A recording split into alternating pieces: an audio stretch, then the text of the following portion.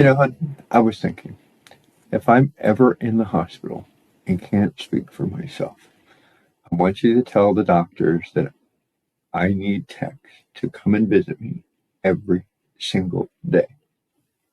Babe, I love our dog too, but I think we might need to focus on slightly more important medical decisions than your daily visits with Tex. Look, for me, seeing Tex is a medical necessity for him and for me because I'm his emotional support human. But I get the point. Picking the person who speaks for you when you can't is really a big deal. The reason I'm telling you my wishes to see Tex is because you are my person. Well, in our last few episodes, we talked about the living will. That is a document where you write down what you want and what you don't want. But today we are talking about the who. Who is the person that actually stands by your bed and makes sure those wishes happen? That sounds like a lot of pressure for that person, but that is why we're here. Hi, and welcome to Thoughtful Planning. I'm Santiago. And I'm Honey. We are on a mission to make planning for the what ifs in life a lot less scary.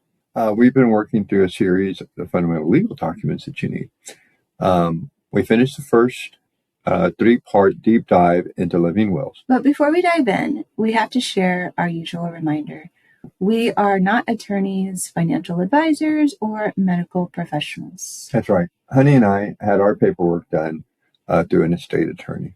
But we're here to share tools like the e-file Texas site to help you understand the process if you can't afford a lawyer. We are focusing on Texas law, so if you live somewhere else, please check the rules in your home state. So today's essential question is, how do you choose the right person to be your medical power of attorney and start that conversation? To start, we should probably explain what this document actually is.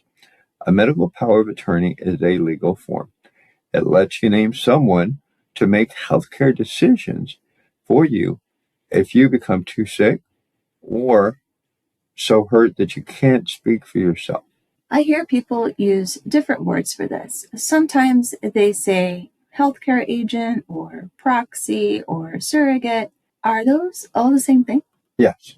In Texas, the term that we use is agent. But no matter what the name, their job is the same. They step into your shoes and talk to the doctors for you. And I think a lot of people just assume that your spouse or your oldest child can fill that role.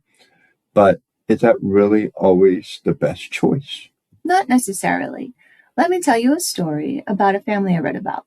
There were 3 sisters. The oldest sister, Sarah, she was very organized.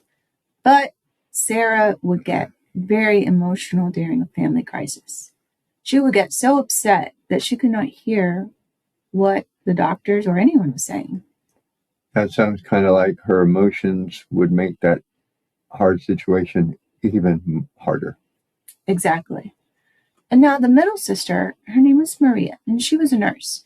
She was used to hospitals and did not get flustered.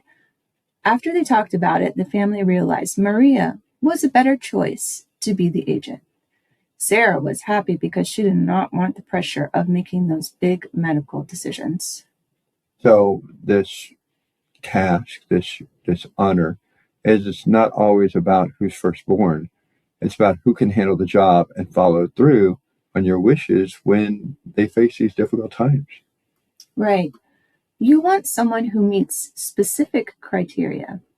First, they need to be able to stay calm under pressure.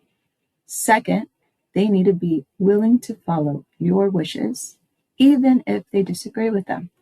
And we had that conversation before, you and I. And that's really a tough one.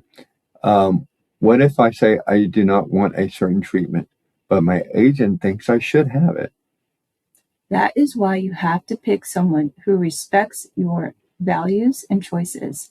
Their job is not to decide what they want. Their job is to represent what you want. Okay. So what you're saying is they need to be calm and they need to be a very, very good listener. What else? They need to be able to ask the doctors tough questions. They cannot be afraid to speak up. And ideally, they should live close by or be easy to reach by phone at any time, day or night.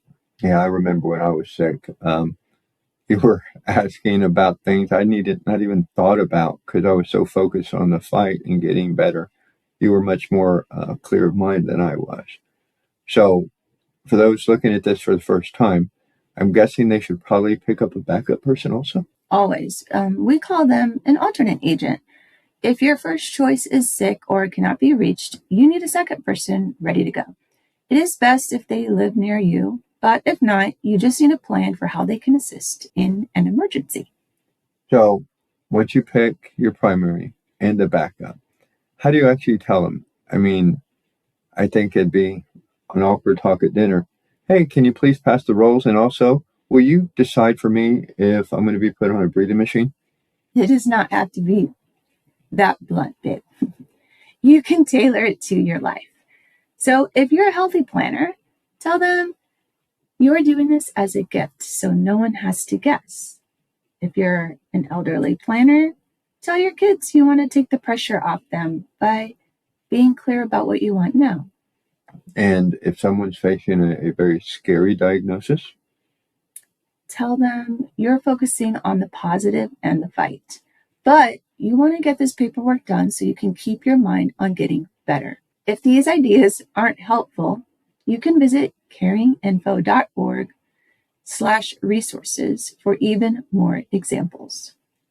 So I think that most people would be honored to be asked to fulfill this role, but I guess you have to give them a way to opt out. Ask them if they're comfortable with the responsibility and tell them you fully understand if they're not.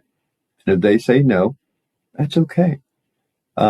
It's better to know now than when you're in the middle of an emergency or a fight. So once they say yes, do we just sign the paper and put it in a drawer? No, not yet. The next step is probably the most important part. You have to have a conversation with them and tell them what your wishes are. You can't just give them a title without giving them any instructions. And that's, I guess we're going to cover that in a later issue. So the goal is to have these talks before our next episode in 2 weeks. We need to ask them if they are willing to serve, share our wishes from our work done with the living will, and get their addresses and phone numbers. Now, look, we've covered a lot. Now, let's look back at that essential question that we asked at the beginning of this episode. How do you choose the right person to be your medical power of attorney, and how do you start the conversation with them? The answer is to look for someone who is calm, assertive, and willing to honor your wishes. Pick them based on their personality and ability to handle stress, not just their rank in the family. And they don't even have to be in the family. They can be a friend. Then have a kind and open talk with them to make sure they are willing to take on the role. Yeah, so this week, we're going to give you some homework. And your homework is to choose your 2 people, or maybe 3, if you're able to find that third person. Take out a piece of paper, write down the names of these people you're going to trust with this responsibility. Have those heart-to-heart talks. Ask them if they are willing to serve. Share your wishes from your living will work and any addendums you completed. Then gather their full names, addresses, and phone numbers. If you do this now, you'll be ready to complete the form in our next episode. And if you use your own name as a placeholder on that e-file Texas for your living will, you'll be able to finish that tool now. If you like what you're hearing, please follow us on your favorite podcast platform or hit the subscribe button on YouTube. And remember, every chapter you write today shapes your legacy tomorrow. Thank you for joining us here at Thoughtful Planning.